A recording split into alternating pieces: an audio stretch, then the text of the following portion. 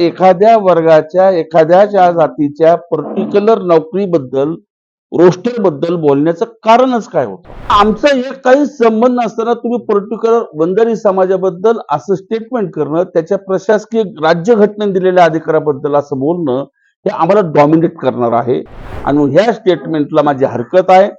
सुरेश धस यांनी हे जाणीवपूर्वक केवळ विषारी पद्धतीने हा मुद्दा मांडलेला आहे.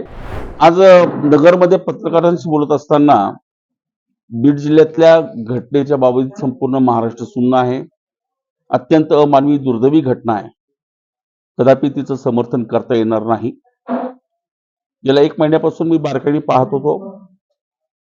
झालेल्या घटनेचा निषेध हा मोठ्या प्रमाणात झाला पाहिजे, तो होतोय. आरोपींना जे निष्पन्न होतील त्यांना फाशीची शिक्षा दिली पाहिजे.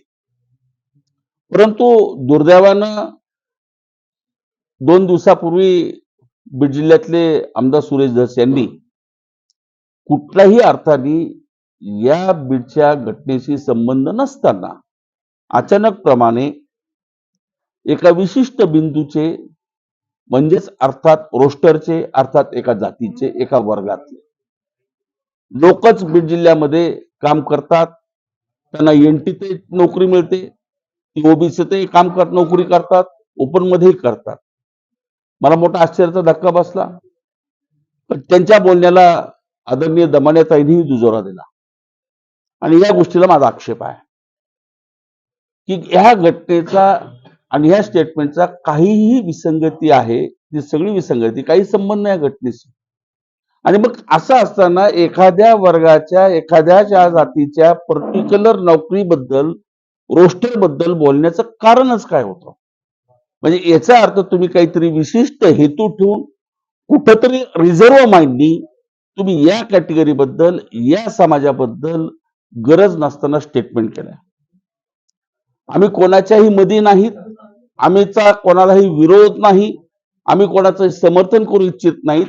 पण जो समाज पिढ्यानपिढ्या ऊसतोडणी कामगार म्हणून ओळखला जातो, त्या ऊसतोडणी कामगारांची मुलं आज आमचे संत श्रेष्ठ भगवान बाबा आणि वामन भाऊंच्या शिकवणीमुळे मोठ्या प्रमाणात शिक्षण घेत आलेत.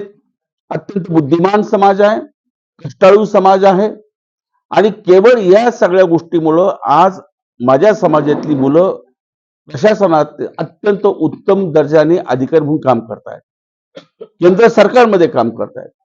आम्हाला घटनेनं केंद्रामध्ये ओबीसीचं आरक्षण आहे, महाराष्ट्रामध्ये एनटी डच आहे आणि अर्थात आमची मुलं बुद्धिमान असल्यामुळं ओपन कॅटेगरीतनं सुद्धा उत्तीर्ण होतात. प्रथम क्लासनी, पहिल्या क्लासनी उत्तीर्ण होतात.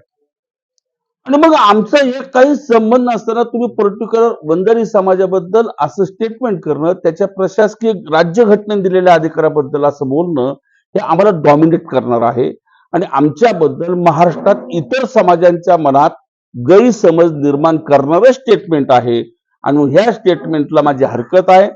सुरेश धस यांनी हे जाणीवपूर्वक केवळ विषारी पद्धतीने हा मुद्दा मांडलेला आहे.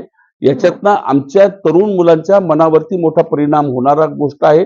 कारण आज आमची मुलं अत्यंत स्पर्धात्मक परीक्षेमध्ये अग्रेसर आहेत आणि याच्याबद्दल कदाचित आमच्याबद्दल गैरसमज निर्माण झाला तर माझ्या समाजातल्या नव्या पिढीचं हे नुकसान होईल आणि म्हणून मी याच्यावरती आक्षेप घेतला आहे.